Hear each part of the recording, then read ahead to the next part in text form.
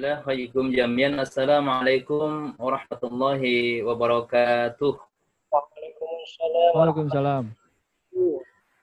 Alhamdulillahi wa kafa wassalatu wassalamu ala rasulil mustafa wa ala alihi wa ashabihi wa man ihtada faqad qala ta'ala ya ayyuhalladzina amanu taqullaha wa qulu qawlan sadida yuslih lakum a'malakum wa yaghfir lakum dhunubakum wa may yuti'illah wa rasulahu faqad faza fawzan 'azima.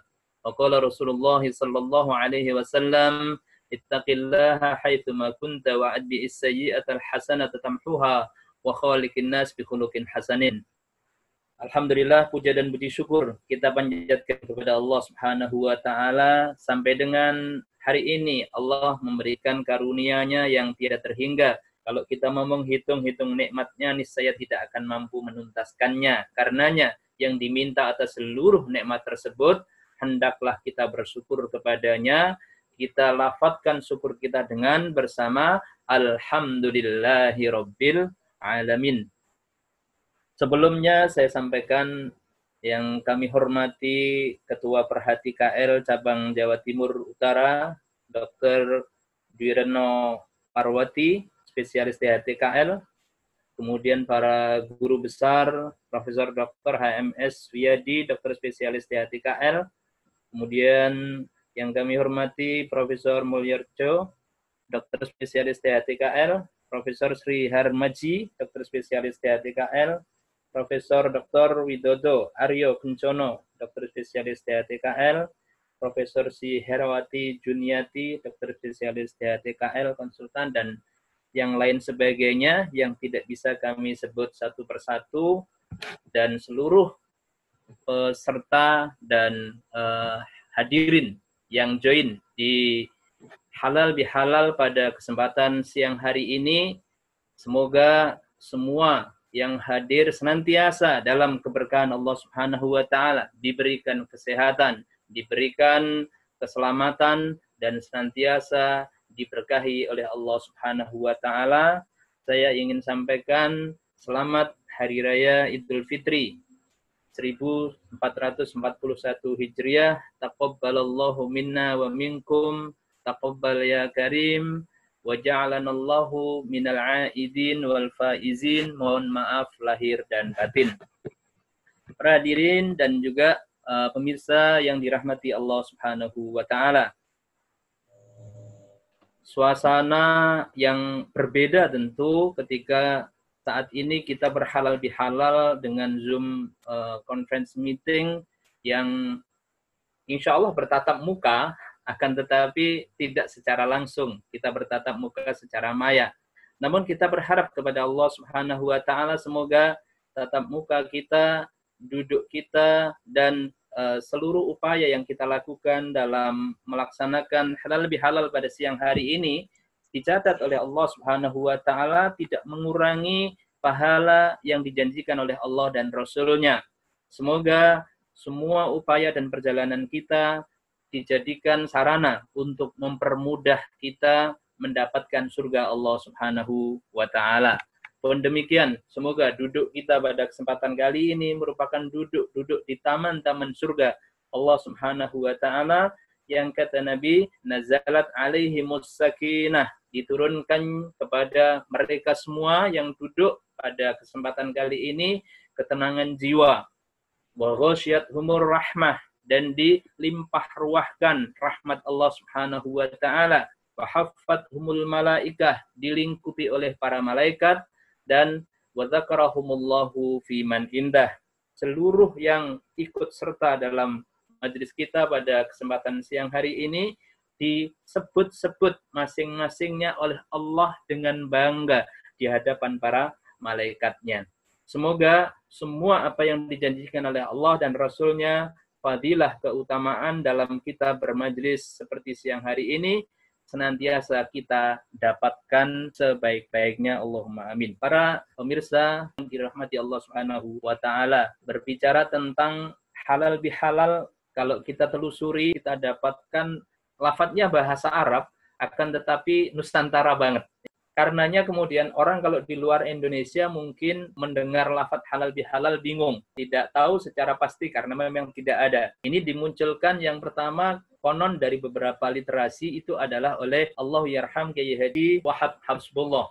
Kalau kita teliti lagi dari para pegiat literasi, dari naskah-naskah kuno, ternyata beliau mengutip dan mengungkapkan lafadz atau istilah halal bihalal itu ternyata tidak karangan beliau sendiri, akan tetapi lafadz itu ternyata konon sudah ada masa Sunan Gunung Jati, yakni di abad 15, istilah halal bihalal itu ternyata telah muncul.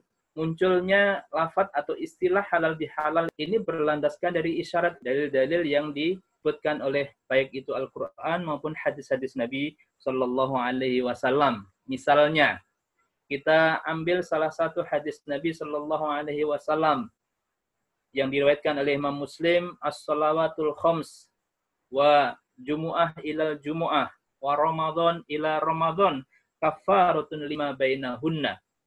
Sesungguhnya salat yang 5 waktu, kemudian Jumat, dari Jumat yang satu ke Jumat berikutnya, dari Ramadan ini ke Ramadan tahun berikutnya. Ketiganya tersebut, kata Nabi Sallallahu Alaihi Wasallam, kafaratul lima bainahunna, adalah merupakan kafaroh, penghapus dosa yang dihapuskan oleh Allah Subhanahu wa Ta'ala. Sehingga dari hadis ini kita dapatkan ada 3 komponen utama yang akan bisa menghapuskan dosa dan kesalahan dari umat manusia. Yang pertama adalah sholat 5 waktu. Sebagaimana kita tahu bahwa di antara fadilah keutamaan yang luar biasa dari sholat 5 waktu adalah innas sholata tanha 'anil fahsya'i wal munkar. Sesungguhnya sholat itu akan mampu mencegah manusia dari perbuatan keji dan mungkar. Sehingga kalau berdasarkan hadis ini, maka sholat itu diumpamakan oleh Nabi Sallallahu Alaihi Wasallam saat beliau bertanya kepada para sahabat, wahai para sahabat, bagaimana pendapatmu ketika ada seseorang yang di depan rumahnya itu ada sungai yang bersih jernih, kemudian dia mandi 5 kali. Apakah masih tersisa kotoran dan keburukan yang ada di dalam dirinya? Para sahabat kemudian menjawab dengan tegas, tentu kemudian menjadi sangat bersih. Nah, Rasul Shallallahu Alaihi Wasallam mengumpamakan sholat 5 waktu itu adalah bagaikan aktivitas mandi 5 kali di air yang sangat jernih, yang karenanya kotoran-kotoran yang ada di dalam fisiknya, di dalam tubuhnya, itu akan hilang. Dia akan menjadi sehat. Maka sholat diantaranya memberikan fungsi yang luar biasa. Kalau di kesehatan mungkin dia bisa berfungsi sebagai memperkuat imunitas, sekaligus kalau ada penyakit juga mengobati sakit, rasa sakit yang ada di dalam dirinya. Yang karenanya kemudian ketika orang melakukan sholat 5 waktu dengan baik, bahasa Al-Qur'annya adalah dengan khusyuk, maka dia akan benar-benar qad aflahal mu'minun. Dia akan menjadi orang-orang mukmin yang bahagia, sukses, dan juga berjaya di dalam kehidupannya, baik di dunia maupun di akhirat. Kalau yang ditanya adalah para sahabat, para sahabat radhiyallahu anhum ajmain menjawabnya dengan sangat mantap. Tentu kalau mandi 5 kali tentu sangat bersih, sehingga tidak ada kotoran lagi. Demikian juga ketika sholat 5 waktu dengan khusyuk, maka kemudian akan tercegah daripadanya perbuatan keji dan mungkar. Namun kalau yang ditanya kita kira-kira gimana? Kita tentu harus kemudian melakukan refleksi dan evaluasi. Sudahkah kemudian benar-benar sholat yang kita lakukan default-nya demikian? Default-nya adalah sholat yang 5 waktu itu benar-benar akan menjadi pencegah dari perbuatan keji dan mungkar, akan menyucikan diri dari berbagai penyakit fisik, penyakit jiwa, penyakit hati, dan segala macam perbuatan fahsya wal mungkar. Berarti kalau kemudian seorang muslim dia melaksanakan sholat 5 waktu dengan sangat baik, mulai dari sholat subuh menjadikan pelaku sholat tersebut memiliki daya imunitas dan daya cegah dari berbagai macam penyakit yang ada di dalam yang ada di luar sana, untuk kemudian tidak akan mampu mengenai dirinya sampai kapan? Dosisnya itu sampai zuhur. Karenanya antara subuh dan zuhur itu dia sudah tercegah dari perbuatan keji dan mungkar, sekaligus diampuni dosa-dosanya oleh Allah Subhanahu wa taala. Pun demikian berikutnya, dari zuhur sampai asar, dari asar sampai maghrib, dari maghrib sampai isya, sampai kemudian dari isya sampai subuh, ketika sholat 5 waktu itu dilakukan dengan baik, dia akan menjadi penghapus dari kesalahan dan dosa yang dimilikinya. Itu yang pertama yang disebutkan Nabi, dan yang kedua adalah wal jumu'ah ilal jumu'ah. Dan dari Jumat yang satu ke Jumat yang lain, dia akan menjadi penghapus dosa dalam sepekan itu. Jadi dalam sehari 24 jamnya ada penghapus dosa dari waktu sholat yang satu ke sholat yang lainnya. Dari setiap pekannya ada penghapus dosa dari Jumat yang satu ke Jumat berikutnya. Dan yang ketiga dalam hadis ini disebutkan oleh Nabi Sallallahu Alaihi Wasallam, ada penghapus dosa dari Ramadan ke Ramadan berikutnya. Sehingga para pemirsa yang dirahmati Allah Subhanahu wa taala, Rasulullah sallallahu alaihi wasallam dalam sebuah hadis disebutkan mimbar beliau itu ada 3 tingkat. Nah, ketika beliau naik ke mimbar tingkat pertama, beliau kemudian amin. Naik lagi yang kedua, beliau menyatakan amin. Naik lagi yang ketiga, beliau menyebutkan amin. Setelah selesai, lalu para sahabat bertanya, mengapa engkau amin ya Rasulullah naik ke tingkat 1, 2, dan 3? Kata Nabi Sallallahu Alaihi Wasallam, beliau mengaminkan kegeraman dari Jibril alaihissalam. Jibril alaihissalam mengatakan bahwa sungguh rohima angfurojulin, sangat merugi seseorang yang terlewat dari 3 hal. Apa itu? Yang pertama adalah ya, orang yang bertemu Ramadan sampai selesai, ya, tetapi dia tidak mendapatkan ampunan dari Allah Subhanahu wa taala.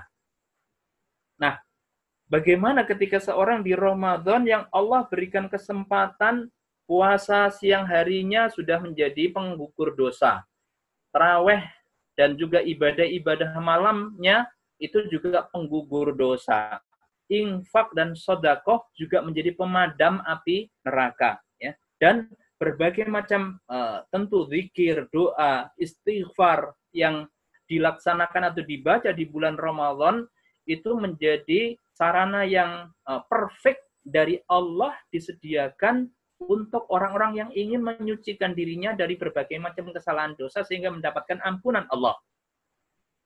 Sehingga Ramadan adalah waktu yang sangat spesial. Nah, kalau orang bertemu Ramadan di waktu yang sangat spesial, tapi kemudian dia tidak mendapatkan ampunan dari Allah, maka itu sampai membuat geramnya Jibril alaihissalam. Sehingga Nabi SAW mengaminkannya. Amin.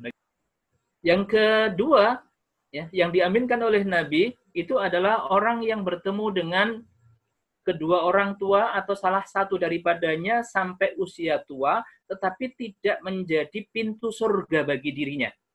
Maka yang demikian itu termasuk orang yang paling merugi, kata Jibril, dan itu diaminkan oleh Nabi SAW. Dan yang ketiga adalah orang yang ketika disebut nama Rasulullah SAW tidak bersalawat. Kita fokus di Ramadan, di mana Allah Subhanahu wa taala karuniakan kepada kita bertemu di Ramadan 1441 Hijriah kemarin, dan Ramadan ini sudah lewat. Apa yang harus kita lakukan? Maka kita mencontoh para sahabat Nabi sallallahu alaihi wasallam. Beliau para sahabat radhiyallahu anhum ajmain itu berdoa kepada Allah tidak henti-hentinya 6 bulan pasca Ramadan, ya. Selama 6 bulan pasca Ramadan itu berdoa dengan doa taqabbalallahu minna wa minkum, sebagai doa agar ibadah Ramadannya diterima oleh Allah Subhanahu wa taala. Ibnu Rajab Al-Hambali menyebutkan bahwa di antara ciri orang yang diterima amal Ramadannya itu adalah orang yang Allah kemudian berikan taufik kepadanya sehingga dia cinta dengan amal-amal ibadah yang selama Ramadan dia lakukan. Maka pasca Ramadan menjadi sangat cinta untuk melaksanakan puasa. Puasa sunnah. Di Syawal ini ada puasa sunnah 6 hari. Masya Allah. Ketika kemudian dilengkapkan dengan puasa Ramadan, kasomid dahr. Seperti puasa 1 tahun. Para ulama kemudian mendetilkannya, ya, masing-masingnya diberikan nilai 10 oleh Allah. 30 atau 1 bulan kali 10 menjadi 300 ditambah dengan 6 hari kali 10 berarti 60, 360 hari atau kemudian totalnya itu menjadi 1 tahun seperti puasa 1 tahun. Menjadi cinta juga qiyamul lail, bangun malamnya. Kalau selama Ramadan tarawih ya, atau tahajud, kemudian witir dan amal ibadah, kemudian di luar Ramadan juga cinta dengan amal-amal qiyamul lail, amal-amal untuk bangun malam. Kalau kemudian di Ramadan selalu tilawatil Quran, membaca Al-Quran, akrab dengan Al-Quran, mempelajarinya, maka di luar Ramadan pun itu di antara tanda orang diterima ibadahnya di bulan Ramadan, dia juga cinta untuk akrab dengan Al-Quran, membacanya, memahaminya, menghafalkannya mungkin, atau kemudian juga pastinya mengamalkan yang dia mampu mastata'tum, dan kemudian juga mengajarkan ketika itu sudah menguasai satu atau beberapa ayat dan bidang di dalamnya. Nah, keakraban kita dengan Al-Quran itu kemudian membawa serta seluruh amaliyah-amaliyah ibadah di bulan Ramadan kemarin itu benar-benar ada rasa cinta di dalam diri kita, sehingga di luar Ramadan, kalau di Ramadan kita selalu infak, sedekah, dermawan, maka pasca Ramadan kedermawanan kita harus tetap kita pertahankan. Harus kalau bisa ditingkatkan, karena makna Syawal itu adalah peningkatan. Para hadirin dari Halal Bihalal yang dirahmati Allah Subhanahu wa taala, ini apa yang disebutkan oleh malaikat Jibril dan kemudian diaminkan oleh Nabi Shallallahu alaihi wasallam dalam rangka apa? Dalam rangka untuk mendapatkan ampunan dari Allah Subhanahu wa ta'ala. Itu tadi yang pertama. Betapa pentingnya sesungguhnya halal bihalal itu di-create oleh para ulama-ulama kita di Nusantara ini sebagai salah satu upaya untuk membersihkan jiwa kita, membersihkan hati kita, dan membersihkan diri kita dari kesalahan dan dosa dengan cara mengistiqomahkan, merutinkan, mengkontinyukan amal-amal ibadah Ramadan kita kemarin, untuk tetap kita jaga, kita pertahankan, kita laksanakan sampai 11 bulan di luar Ramadan mulai Syawal sekarang ini. Jamaah sekalian rahimakumullah, yang kedua, kenapa kemudian halal bihalal ini juga di-create atau kemudian menjadi sunnah hasanah, menjadi amal baik yang dipelopori oleh para ulama yang kemudian kita lestarikan. Yang kedua, disebutkan ada dosa, ada kesalahan. Apa itu? Yakni dosa kita kepada sesama. Dosa kita ketika kita bermuamalah, berinteraksi dengan sesama. Yang karenanya tema kita pada kesempatan kali ini adalah rajut silaturahim untuk menciptakan harmoni di masa pandemi seperti sekarang ini. Halal bihalal kita menjadi momentum yang sangat penting untuk menegaskan dan menguatkan komitmen kita bahwa kesalahan di antara kita dengan sesama itu ternyata tidak cukup dihapus dengan ibadah-ibadah kita kepada Allah. Karenanya kemudian para ulama kita mentradisikan, ya, yang kita sebut tadi sunnah hasanah, mentradisikan ada mudik itu dalam rangka menjalin silaturahim. Tradisi yang seperti ini itu adalah merupakan tradisi yang sangat baik. Kenapa? Karena para ulama kita memberikan arahan agar kita sadar bahwa kesalahan yang terjadi di antara sesama manusia dalam aktivitas amal muamalahnya itu ternyata tidak bisa dihapuskan dengan ibadah-ibadah mahdhah yang kita sebutkan di depan. Apa dasar dan dalilnya? Ya. Disebutkan oleh Nabi Shallallahu alaihi wasallam bahwa beliau bertanya kepada para sahabat, "Atadruna manil muflis?" Tahukah kalian, wahai para sahabat, siapa yang disebut dengan orang yang bangkrut? Para sahabat menjawab, qalu al-muflisu fina man la dirhama lahu wa la mata. Orang yang bangkrut itu adalah orang yang nggak punya harta dan orang punya duit, nggak punya kekayaan. Ya. Ini mungkin juga sama jawabannya dengan kita. Ya. Tetapi kata Nabi Shallallahu Alaihi Wasallam, ya, innal muflisa min ummati, bukan seperti itu yang saya maksud. Sesungguhnya orang yang bangkrut dari kalangan umatku adalah man ya'ti yaumal qiyamah bi sholatin wa siyamin wa zakatin. Orang yang datang di hari kiamat dengan sholat, puasa, dan zakat. Artinya amal-amal ibadahnya kepada Allah itu sangat bagus, sangat baik. Akan tetapi bersamaan dengan dia amal ibadahnya kepada Allah itu baik, ya. Wa ya'ti faqad syatama hadza, dia suka menyakiti orang lain. Wa qadhafa hadza, menuduh orang lain. Wa syatama dama hadza, menumpahkan darah orang lain. Wa akala mala hadza, memakan harta orang lain dengan cara yang batil, ya. Kemudian wa daraba hadza, memukul orang lain. Ringkasnya, berbagai kezaliman kepada sesama. Kezaliman kepada sesama ini ternyata tidak bisa dihapus dengan minta ampun kepada Allah, istighfar kepada Allah, ibadah kepada Allah. Salah satu tabi'in, Sufyan Ats-Tsauri, itu menegaskan kepada murid-muridnya sampai mengatakan demikian. Demi Allah, aku menghadap kepada Allah dengan membawa 1000 dosa, itu lebih ringan bagiku dibandingkan dengan membawa 1 dosa kepada sesama. Loh, kaget para muridnya. Kenapa demikian, Syekh? Kalau logika kita, kira-kira kalau kita salah kepada sesama dibandingkan dengan mohon maaf misalnya ya, kepada pejabat tinggi, ya, salah kepada mohon maaf wali kota, gubernur atau presiden begitu, ya, itu kira-kira dampak buruknya lebih tragis mana, ya, dibandingkan dengan salah dengan sesama. Saya kok yakin semua kita dampaknya lebih parah, ya, lebih buruk ketika salah kepada presiden, begitu ya. Tetapi ini tidak, kata Sufyan Ats-Tsauri, dan itu berdasarkan beberapa makna yang terkandung di dalam Quran dan Sunnah, bahwa ternyata kesalahan kepada sesama satu itu lebih bahaya dibandingkan dengan kesalahan 1000 kesalahan kepada Allah Subhanahu wa Ta'ala. Itu nanti kecuali syirik, kecuali kemudian kufur kepada Allah, kafir kepada Allah, dan sebagainya, ya. Nah, berbagai macam 1000 kesalahan kepada Allah Subhanahu wa Ta'ala. Kenapa?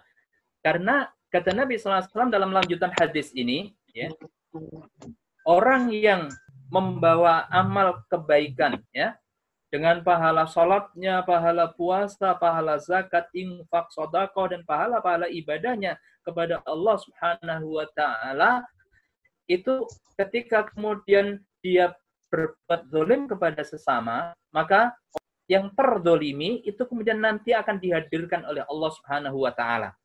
Nanti ada perhitungan hisabnya di akhirat.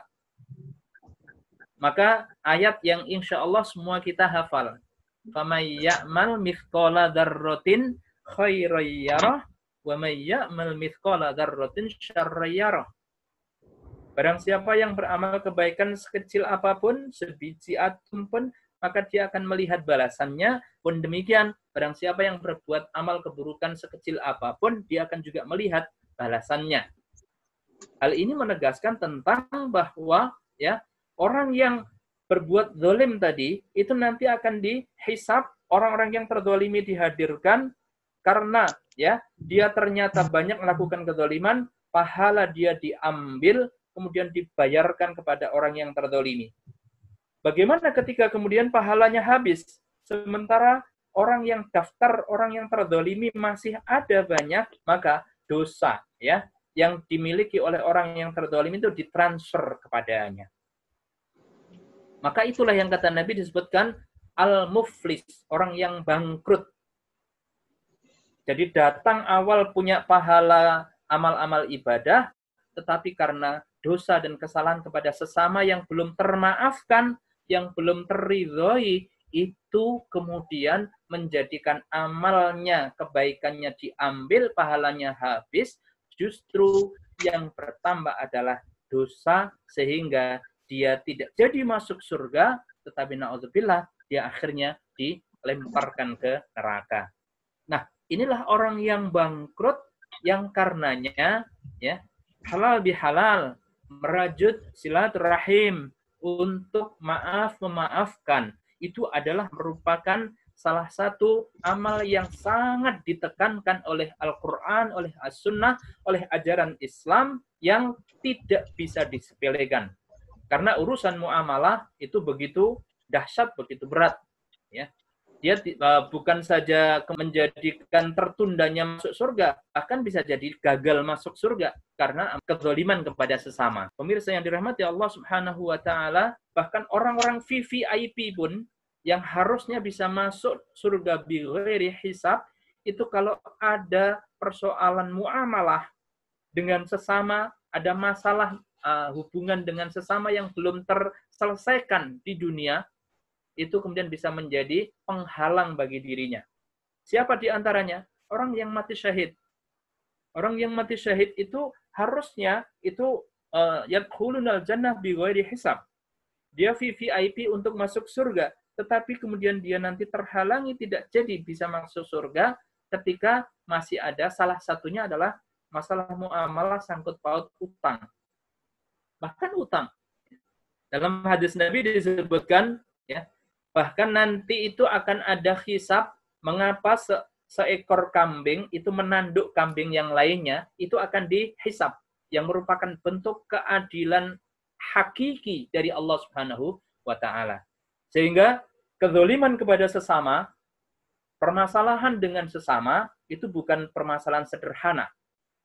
Dia adalah di dalam Islam adalah permasalahan yang sangat krusial, sangat inti, yang tidak bisa disepelekan dan harus kemudian diperhatikan dan diprioritaskan. Sehingga ulama kita memtradisikan sunnah hasanah, kebiasaan tradisi yang baik berupa halal bihalal, dan sebagaimana yang kita laksanakan pada siang hari ini, itu mengingatkan dan menegaskan kembali kepada kita, meyakinkan kembali kepada kita, pentingnya kita untuk saling maaf memaafkan.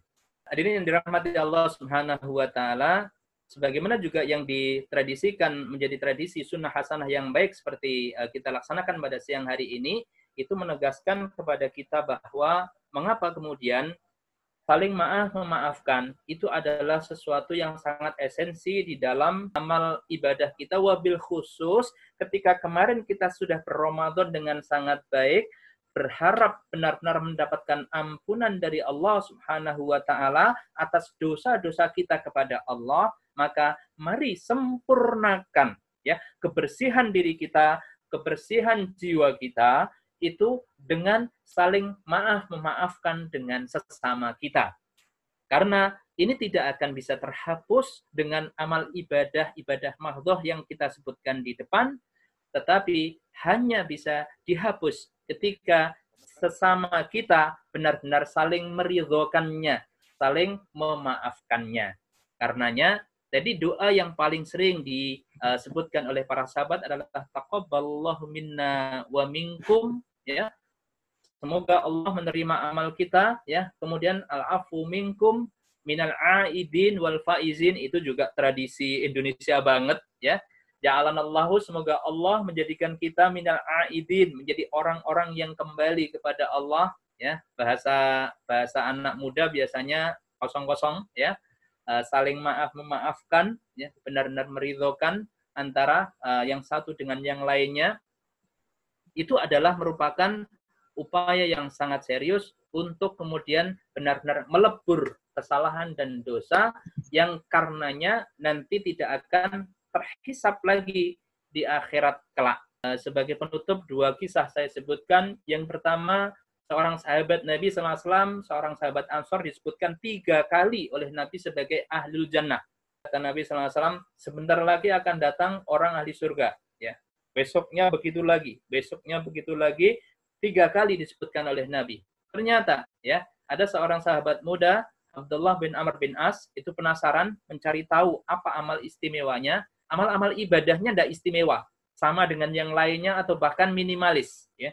Tetapi ternyata ada amal istimewa, yakni setiap sebelum tidur, dia memaafkan seluruh kesalahan orang yang berbuat salah kepadanya, memohonkan ampun kepada Allah Subhanahu wa taala atas kesalahan saudara-saudaranya tersebut, dan memohonkan ampun atas dosa-dosa dirinya sendiri, habis itu tidur dengan nyenyak. Nah, ternyata itulah amal, yakni amal maaf memaafkan, tidak ada rasa dendam, tidak ada rasa dengki terhadap sesama, itu menjadi amal istimewa ahli surga. 3 kali disebut oleh Nabi sebagai ahli surga. Kisah yang terakhir adalah cicitnya Nabi Shallallahu Alaihi Wasallam, Ali Zainal Abidin bin Husain bin Ali bin Abi Thalib. Satu-satunya putranya Husain, ya, radhiyallahu an, Husain bin Ali, yang selamat di peristiwa Karbala. Ya. Peristiwa Karbala tentu kita sebagai Ahlus Sunnah wal Jamaah, ya, tentu merasa sedih dengan tragedi tersebut, walaupun kemudian tidak berlebihan sebagaimana orang-orang Syiah. Puluhan tahun kemudian, orang-orang yang terlibat dalam kezaliman di Karbala, itu yang dulunya menjadi pembesar dan buron. Yang dulunya kaya raya menjadi miskin, fakir miskin, bahkan ada yang menjadi pengemis dan sebagainya, ya. Dan seterusnya, ada yang menjadi gelandangan dan seterusnya. Itu merupakan adab Allah Subhanahu wa taala terhadap orang-orang yang terlibat dalam kerusuhan Karbala. Ya. Akan tetapi Ali Zainal Abidin bin Husain bin Ali bin Abi Thalib itu kemudian, Masya Allah, beliau menampung, ya, orang-orang yang zalim kepada keluarganya itu ditampung oleh beliau untuk kemudian disantuni dan kemudian mendapatkan perhatian hingga akhirnya ya terbebas dari berbagai macam adab di dunia tersebut. Para sahabatnya Ali Zainal Abidin itu tanya, wahai Nabi Shallallahu Alaihi Wasallam, mengapa engkau mau menampung mereka? Padahal mereka adalah orang-orang yang zalim. Ya, kata Ali Zainal Abidin, sesungguhnya orang yang tidak mau memaafkan orang lain atau memelihara dendam kepada sesama, itu adalah bagaikan orang yang minum racun, kemudian dia berharap orang lain yang mati. Saya ulangi kalimat beliau yang sangat indah. Orang yang memelihara dendam kepada sesama, itu adalah bagaikan orang yang dirinya minum racun, berharap orang lain yang mati. Maka apa untungnya bagi orang yang berakal terhadap sikap memelihara amarah, memelihara dendam, dengki, dan sebagainya. Maka yang terbaik disebutkan oleh Al-Quran, disebutkan oleh hadis, dan diperintahkan dengan tegas, termasuk ciri dari orang-orang yang mulia, orang yang paling mulia, bertakwa kepada Allah, itu adalah wal'afina anin nas. Ya. Memaafkan, mau memaafkan kepada sesama. Baik, pemirsa dan juga para hadirin semuanya yang dirahmati Allah Subhanahu wa taala, itulah insya Allah di antara hikmah-hikmah baik dari Quran dan Sunnah, dan juga merupakan hikmah dari para ulama-ulama kita yang mengajarkan kepada kita pentingnya halal bihalal, menjalin silaturahim. Sesungguhnya yang pertama untuk kita mendapatkan ampunan dari Allah Subhanahu wa taala, tetapi cara agar kita mendapatkan ampunan dari Allah itu harus diantaranya dengan cara kita saling memaafkan kepada sesama kita. Ketika kita merasa bersalah, ingat, jangan pernah merasa bebas, pasti harus ada tanggung jawabnya. Nah, sebelum nanti tanggung jawab di akhirat, mari kita, begitu kita punya salah kepada siapapun, mari kita ingat-ingat lagi, minta keridhoannya, minta pemaafannya. Sebaliknya, ya, ketika ada orang lain yang berbuat salah kepada kita, bersegeralah untuk menjadi orang yang gemar memberikan maaf. Karena orang yang gemar memberikan maaf itu adalah orang yang jiwanya benar-benar sehat, jiwanya benar-benar luas, dan insya Allah akan berpeluang besar untuk mendapatkan ampunan dan rahmat Allah Subhanahu wa ta'ala. Kurang lebihnya mohon maaf. Aku lupa lihada wa astaghfirullahaladzim. Wassalamualaikum warahmatullahi wabarakatuh. Waalaikumsalam warahmatullahi wabarakatuh.